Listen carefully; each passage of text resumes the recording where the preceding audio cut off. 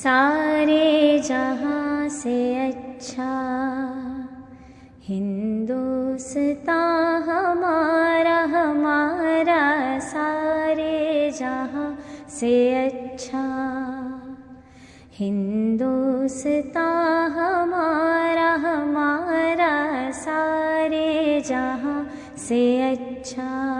जय हिंद। आपका स्वागत है आपकी अपने YouTube channel perfect science coaching centre में, पता डढ़ुआ चौक से पूरब, पातेपुर, वैशाली, बिहार। चलिए हम लोग अपने टॉपिक पर पहुंचते हैं कि टॉपिक में क्या है आज पढ़ना है।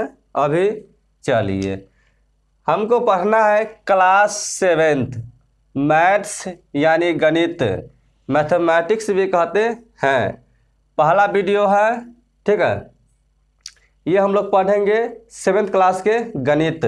चलिए पहला चैप्टर है चैप्टर 1 पूर्णांक की समझ है या पूर्णांक की समझ या पूर्णांक। चलिए comprehension of integers. Comprehension of integers क्या है, हम लोग इसके बारे में जानेंगे कि इंटीजर्स क्या है यानी पूर्णांक क्या है। आप लोग सोचते होंगे कि पूर्णांक क्या है, लेकिन पूर्णांक जो है अगर इसको समझ लेते हैं तो आगे जो भी संख्या उसको हम लोग आसानी से समझ लेंगे। चलिए पूर्णांक क्या है, तो जब पूर्ण संख्या में ऋण संख्या को शामिल किया जाता है तो प्राप्त संख्या को पूर्णांक संख्या कहते हैं। प्राप्त संख्या को क्या कहते हैं, पूर्णांक संख्या कहते हैं। चलिए अब आगे बढ़ते हैं कि पूर्णांक को किससे सूचित किया जाता है, तो कैपिटल जेड से या आई से सूचित किया जाता है, ठीक है। चलिए और आगे बढ़ते हैं कि पूर्णांक कितने प्रकार के होते हैं, तो पूर्णांक 3 प्रकार के होते हैं। कितने प्रकार के, 3 प्रकार के होते हैं। कितने प्रकार के, 3 प्रकार के। पहला जो होता है धन पूर्णांक, दूसरा ऋण पूर्णांक, तीसरा शून्य पूर्णांक। तो धन पूर्णांक क्या होते हैं, जिसमें प्लस चिन्ह लगा हो, ठीक है, और जिसमें उसे धन पूर्णांक कहते हैं, और जिसमें ऋण चिन्ह लगा हो उसे क्या कहते हैं, ऋण पूर्णांक कहते हैं। शून्य पूर्णांक तो शून्य पूर्णांक होता है। या ऐसे भी हम लोग परिभाषा बोल सकते हैं पूर्णांक का कि धन पूर्णांक, शून्य पूर्णांक एवं ऋण पूर्णांक के समूह को पूर्णांक संख्या कहते हैं। क्या कहते हैं, पूर्णांक संख्या कहते हैं। चलिए आगे बढ़ते हैं। तो आप लोग यहाँ देख चुके होंगे कि धन पूर्णांक, तो धन पूर्णांक जो है पॉजिटिव इंटीजर्स यानी 1 2 3 से लेकर कहाँ तक, अनंत तक होगा। शून्य पूर्णांक केवल 0 होगा। ऋण पूर्णांक नेगेटिव इंटीजर्स यानी -1 -2 -3 से कहाँ तक, अनंत तक। पूर्णांक का गुण हम लोग पढ़ेंगे। पूर्णांक को यहाँ पर छूटा हुआ है कुछ चीज़, इसको लिख लेना है, ठीक है। चलिए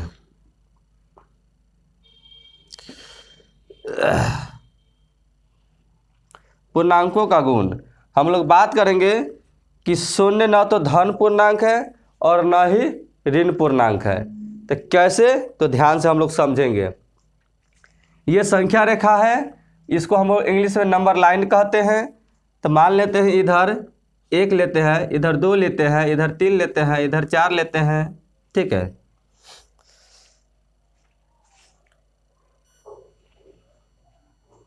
इधर 1 लेते हैं, इधर 2 लेते हैं, और इधर -1 लेते हैं, इधर -2 लेते हैं, इधर -3 लेते हैं, और इधर -4 लेते हैं। ऐसे ही आगे बढ़ते जाएंगे तो कहाँ तक जाएंगे, अनंत तक। चलिए इधर 1 लेते हैं, इधर 2 लेते हैं, इधर 3 लेते हैं, और इधर 4 लेते हैं। ऐसे आगे बढ़ते जाएंगे तो कहाँ तक जाएंगे, अनंत तक जाएंगे। कहाँ तक जाएंगे, अनंत तक जाएंगे। चलिए इसके आगे कुछ नहीं है तो प्लस चिन्ह दे देते हैं आसानी से समझने के लिए। अब यहाँ से यहाँ तक जो होगा आपका वो ऋण पूर्णांक होगा। क्या होगा, ऋण पूर्णांक होगा। और बीच वाले को हम लोग 0 को क्या कहेंगे, शून्य पूर्णांक। क्या कहेंगे, शून्य पूर्णांक। और यहाँ से यहाँ तक को क्या कहेंगे, धन पूर्णांक। क्या कहेंगे, धन पूर्णांक। ठीक है, चलिए दिखाई दे रहा है अच्छा से। हाँ, तो अब बात करते हैं शून्य जो यहाँ पर दिया गया है, तो शून्य न ही तो ऋण पूर्णांक है और न ही धन पूर्णांक है, तो क्या है, तो पूर्णांक संख्या है। चलिए बात करते हैं जीरो के।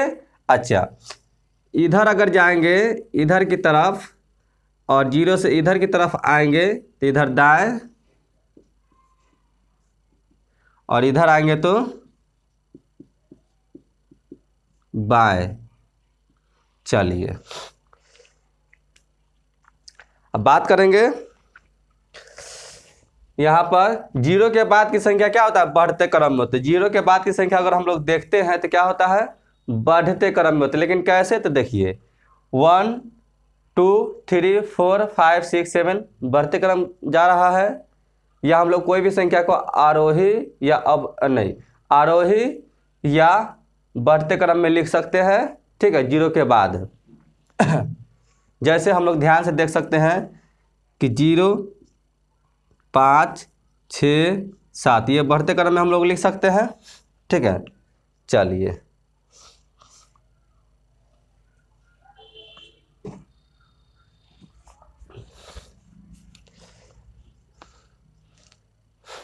अब आगे बात करते हैं जीरो के पूर्व की संख्या घटते क्रम में। तो जीरो के पूर्व की संख्या क्या होता है, घटते क्रम में होता है। यानी जीरो के जो पहले वाली संख्या होता है क्या होता है, घटते क्रम में होते हैं।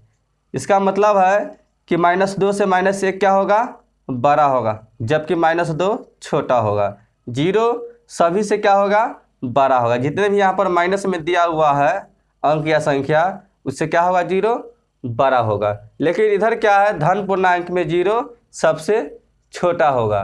ठीक है, और जो अधिक होगा वही बड़ा होगा, जो कम होगा वही कम होगा। लेकिन इधर क्या है कि जो कम होगा वही बड़ा होगा, जो ज़्यादा होगा वही कम होगा। इधर उल्टा है। ठीक है, चलिए बात करते हैं संख्या रेखा पर बाएं से दाएं। क्या, बाएं से दाएं। तो हम लोग बाएं से अगर दाएं जाते हैं, यहाँ पर बाएं है तो बाएं से दाएं जाते हैं तो दाएं की संख्या क्या होती है, बड़ी होती है। तो जीरो के इस संख्या रेखा पर हम लोग देखते हैं बाएं से अगर दाएं जाते हैं तो क्या होता है, जीरो के बाद ये संख्या बढ़ते या बड़ी होती है। अच्छा, संख्या रेखा पर दाएं से बाएं की संख्या क्या होती है, छोटी होती है। संख्या रेखा पर बाएं से है ना, अच्छा संख्या रेखा पर दाएं से, तो दाएं से बाएं की संख्या क्या होती है, छोटी होती है। आगे देखते हैं प्रत्येक जीरो प्रत्येक ऋण पूर्णांक से बड़ा है। अब देखिए यहाँ पर जीरो है तो जीरो प्रत्येक ऋण पूर्णांक से बड़ा है, जबकि प्रत्येक धन पूर्णांक से क्या है, जीरो छोटा है।